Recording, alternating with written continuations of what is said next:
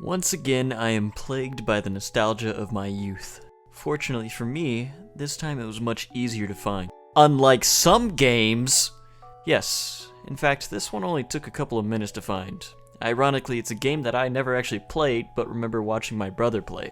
Culdcept, another PS2 game from a bygone era, where one wasn't distraught with the idea of crippling debt and taxes, but rather late-night gaming and junk food. Or at least, that's what I remember about this game. But what really stuck out in my memory was the idea of moving around on a board and placing monsters down to fight opponents. And that concept intrigues me enough, so let's dive deeper. Thanks to our good old friend Wikipedia, we can get a little peek about what this game is. Culdcept is a series of turn-based strategy games developed by Omiyasoft, a company who have really only made this series, so not incredibly notable. It revolves around virtual board game-like gameplay in which the player traverses a map and uses magical tablet-like cards to defeat their opponents by forcing them to land on specific spaces and pay a toll. Huh. Well, to go on, it was released on the Sega Saturn in 1997, but I remember it being on the PS2, so I'm going to play that one instead. But it is interesting. It's had many releases over the years. Those titles being Culdcept, Culdcept Second, Culdcept Saga, Culdcept DS, Culdcept, in parentheses, Nintendo 3DS, Culdcept Revolt. Yes, those are the actual names. But what I was more surprised about is the recent 3DS releases. The fact that this series had enough backing to keep releasing games up to recent history is baffling to me. Well, this piqued my interest enough, so I decided to play a couple hours to get a better idea of the game. The wiki really wasn't joking when it was talking about this being a Monopoly-like board game. Except, your properties have turf wars for dominance. But I mean, other than that, it plays exactly like Monopoly. You've got chance, free parking, spell and item cards that cause different effects. Wait, those aren't in Monopoly. The go space? Jail. Occasionally. So maybe it's a bit further from Monopoly than the impression that the wiki gives. It does share a lot of qualities with Monopoly, but I'd say it's almost like a Yu-Gi-Oh! Monopoly hybrid. The goal is to get your money capacity above a certain threshold, and to do so you've got 3 different types of cards. Creature cards that have specific types and stats used to claim tiles, spell cards that are used to gain different effects outside of battle, and item cards that are used in battle to buff your creatures. You start the game with 5 cards from your deck. At the beginning of your turn, you can pay the gold cost of a spell card and play it, or just roll the dice to move. If you land on an empty space, you can pay the cost to play a creature card and claim it. If you land on a claimed space, then you must pay rent, or you can attempt to battle a creature guarding the space. Man, I wish that's how real life worked. I'm sorry, Mr. Landlord, I will not be paying rent this month. Instead, I challenge you to a duel. Using a creature from your hand, you battle the guarding creature and use item cards to tip the scales. If you win, then the creature you use takes over the tile. If you lose, you have to pay the tax and risk losing your creature as well. Very neat. Landing on free parking or a space you own gives you the opportunity to do a number of actions, including moving creatures, upgrading tiles, changing tile types, and exchanging creatures. In order to raise your max money, you need to go through checkpoints and pass go, and just generally earn money.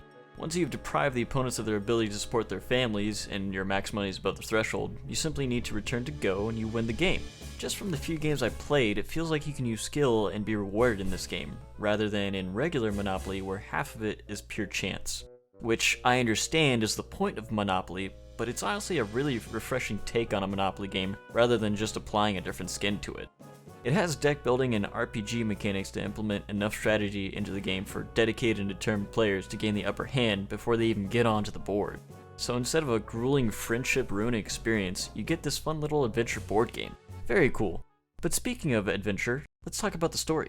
Culdcept is a magical book that has the power to create universes. Kuldra, a goddess, is the protector of it, and oversees the cycle of scepters becoming the best and rising to godhood and creating worlds. Except now, the current most proficient scepter, Gemini, is trying to end, and I quote, the vicious cycle. They literally call it the vicious cycle, whilst trying to make him the bad guy. But whatever, because now Kuldra is sending Staff Grandpa through space to the world to find a scepter to defeat him and continue this vicious cycle.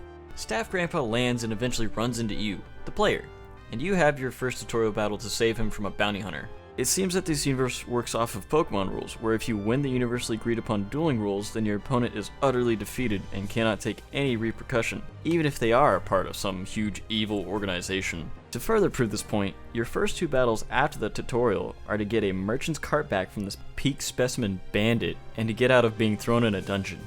It's established that the Scepters are genuinely summoning these creatures to battle, but at the same time, it's also acknowledged in-universe as a game, so in a sense, it is like Yu-Gi-Oh!, a high-stakes card/board game. That aside, it's now up to you and Staff Grandpa to find the most powerful Scepter, which almost definitely ends up being you, to fight Gemini, while falling into various antics and fighting other Scepters along the way. Honestly, the story from what I've experienced so far isn't horrible, but it's a bit typical.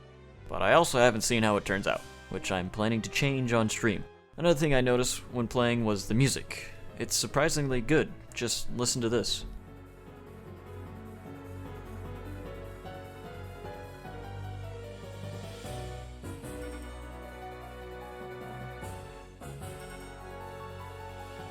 And the graphics are pretty unique as well.